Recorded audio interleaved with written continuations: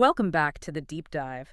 Today we are strapping on our virtual ski boots and heading straight into the Mammoth Lakes real estate market for December 2025.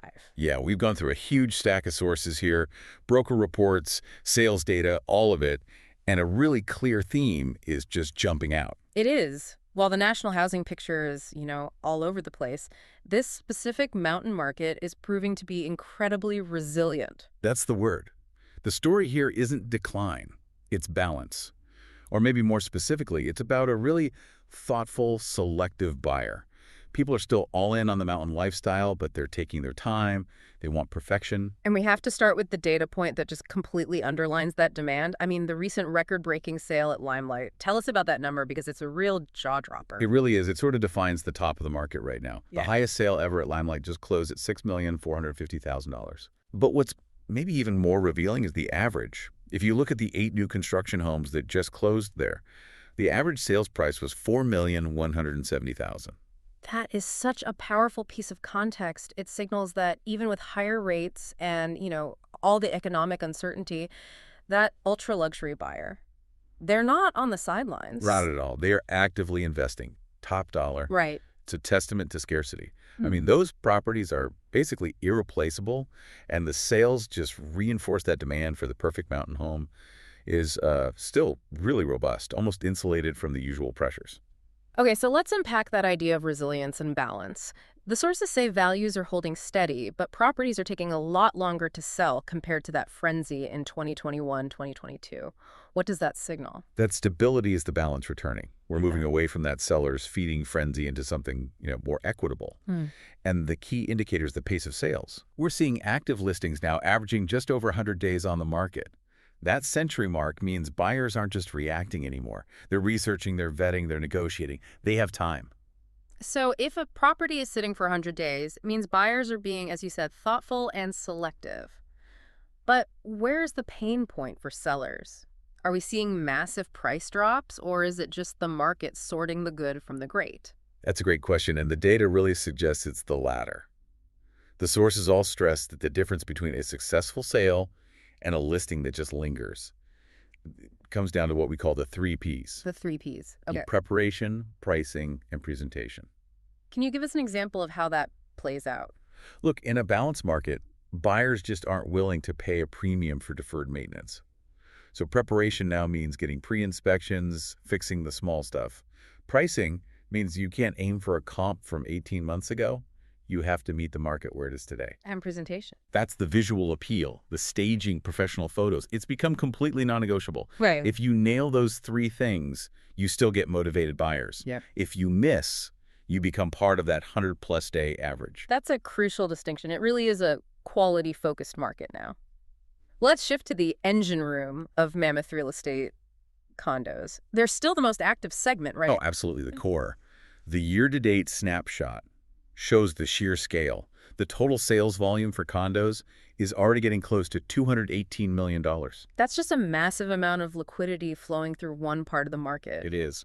So let's pull out those specific numbers. What are the metrics for the condo market this year? Okay, so we've had 234 total sales year to date. That puts the median sale price for a condo right at $777,000. Okay. And the average price per square foot is hovering around $729. It really shows that condos are still that main entry point for people who want the lifestyle and that rental income potential. What I find fascinating here is that pace contradiction you mentioned. So active listings are averaging that slow 100-day window, but the sources show the condos that actually closed moved way faster, only 71 days on market. That's the selectivity in action. It means the inventory is split, buyers are sifting through the list, and when they find a clean, well-priced unit that's ready to rent, they move.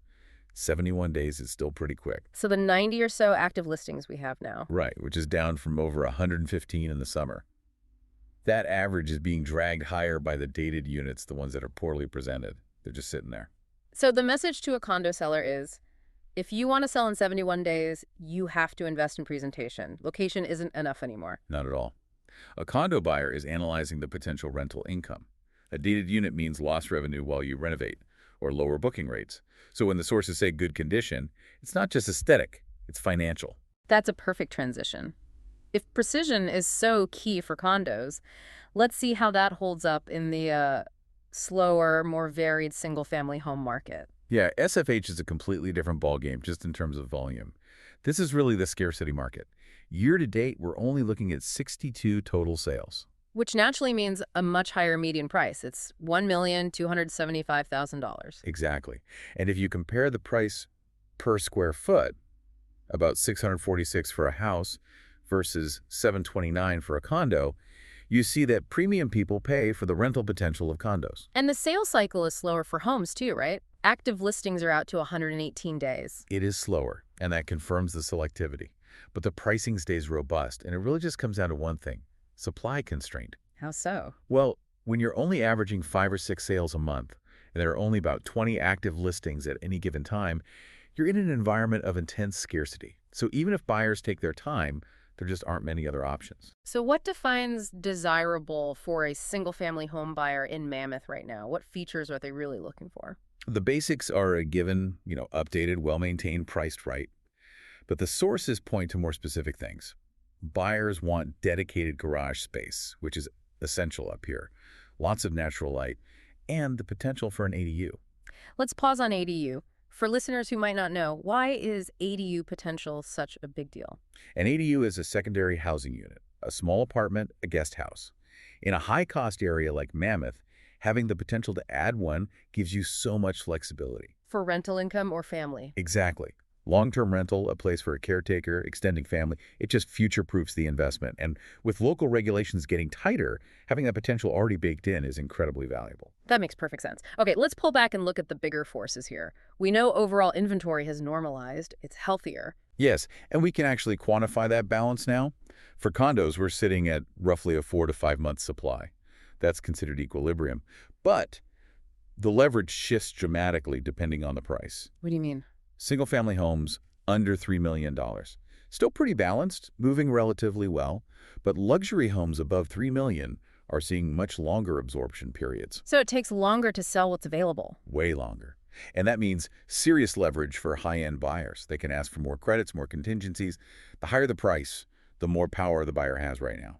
Let's talk about the biggest national driver, mortgage rates. The sources call the stabilizing rates in the mid-6% range a breath of fresh air. Yeah. Why is stability at 6% better than, say, volatility at 5%? Because volatility just creates paralysis. When rates were jumping all over the place in 2023 and 2024, buyers just paused. They waited. Having rates stabilize has restored confidence, even if the number is higher. We're seeing conforming rates around 6.2%, 6%. And the jumbo rate, which is key in Mammoth, is about 6.42. And that stability has brought buyers back. It's fueled the return of that strategic, thoughtful buyer. They feel comfortable because they can lock in a known cost. They know the market is balanced, they know their financing costs, and they can move forward. Okay, now for the biggest headache. The wild card that can derail any deal right now. Insurance. This is so critical. It goes way beyond the property condition of the financing. Insurance availability is becoming a major bottleneck. Carriers are just getting tougher. They're tightening underwriting everywhere, especially in what they call higher risk zones for wildfires. The process is getting slower and much more invasive. So for a buyer, you can't just tackle this a couple of days before closing anymore. Not at all. Early, proactive coordination on insurance is absolutely essential now. If you wait, you risk finding out that the coverage you need either doesn't exist or it comes with insane costs or restrictions. So the whole conversation about preparation has changed. It has. It's moved beyond a fresh coat of paint. Now it's about proving you have defensible space, fire-resistant materials. It's a huge new layer of due diligence. A massive layer. Okay, let's move into our final segment. What are the strategic takeaways for our listeners from this update? The first big one is that prices are holding firm. They're not sliding. This flattening after years of crazy growth is actually a really healthy sign of a maturing market. Median condo prices are stable around $810,000 and single-family homes around $1.3 million. So the market isn't collapsing. No, it's just demanding higher quality. So if you're a buyer, this environment is a huge advantage. A huge advantage. You have time, you have options, you can be strategic, and negotiation for price, for credits, for timing is much more common, especially on properties that have been sitting for a while. The pressure is off. And for sellers, the game has gotten stricter. Precision is everything. It truly is. The gap between a standout home and everything else has become a chasm. Success hinges on pricing realistically from day one, preparing the property meticulously and making sure it stands out visually. So the bottom line for December is that the Mammoth market has settled into a healthy, sustainable rhythm. The days of rushing are, for now, over. Precisely. This thoughtful market is rewarding preparation and precision. And that leads to a final thought for you to carry forward. We've talked a lot about pricing and presentation, but the sources all flag insurance as the biggest, least predictable wild card. It's the one factor that's completely outside of anyone's control, but it can stop a deal dead in its tracks. Exactly. So if carriers keep tightening their rules in these high-risk areas, we have to ask a bigger question. How will this rising complexity around insurance, needing fire-resistant construction, specific vegetation clearance, how will that redefine what well-presented or well-maintained even means for a mountain property in the future? That's a great point. It could shift the definition of value entirely. It means the preparation list now might include really costly structural work just to make a home insurable. Definitely something to keep an eye on. Thank you for joining us for the deep dive.